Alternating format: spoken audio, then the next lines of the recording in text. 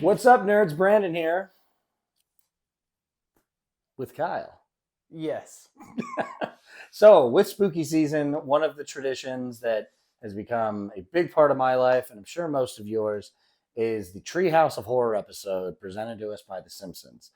Say what you will about The Simpsons continuing, but the Treehouse of Horror is always that one episode I am looking forward to every year. Always a staple, always fun. It's always a good time. And I actually try to, since they've come to Disney Plus, I just watch one a day. Yeah. Until I'm out of, things. Episodes to watch. Yeah. But I mean, it's cool that we have the ability to watch all these. Mm-hmm. I remember they used to sell them in like little DVDs of like Treehouse of Horror packs and maybe be like 3 episodes or something. But now it's like, I can do this all the time on Disney. Yeah. This year, we are getting up to Treehouse of Horror 34.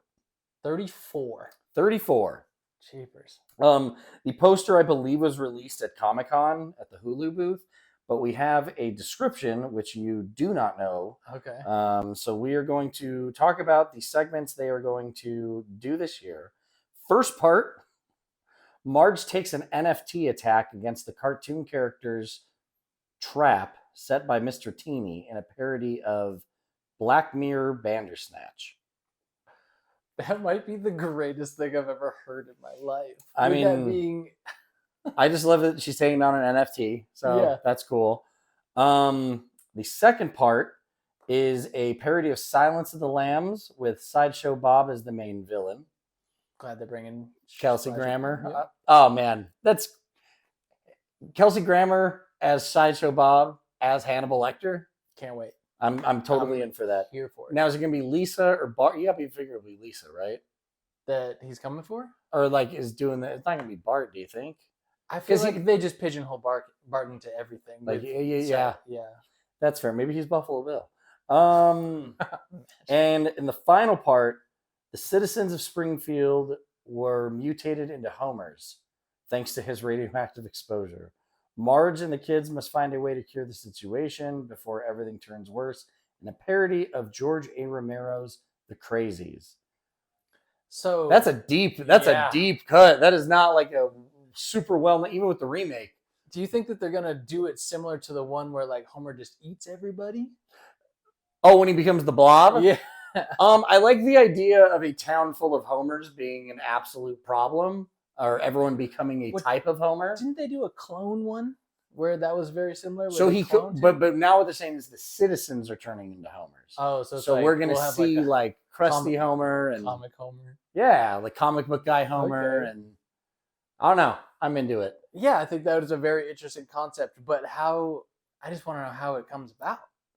It says due to him running the plant, due to his radioactivity hijinks, and I guess meaning like his DNA getting into the radio. Yeah, and just not being good at his job and having it leak all over town. Right. But yeah, that's this year's. Okay. The NFT thing's interesting. Yeah. Last year they did that whole Death Note parody, which was animated by the Death Note team. I was going to ask you, like, your thoughts on that. It was great. Yeah, it was great. It was really well done. Really well. I was not expecting that to go over as well as it did. I was expecting it to go over far less well. Like, I was like, I don't know that people are going to like this. And then you watched it, and I was like, this was really, really good. Better than the Netflix adaptation. Oh, man, but what a low bar. You just trip over that one.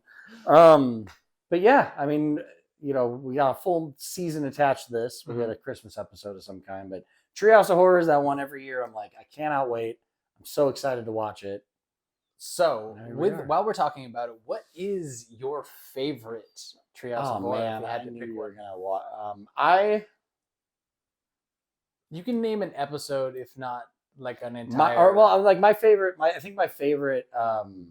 One just that I've rewatched maybe the most times is when Kodos and Kang come and replace Bill Clinton and Bob Dole before the election. That's always one of my favorite. Kodos and Kang are my favorite Simpsons characters. I have one of them tattooed on me. I'm not sure which one at this point.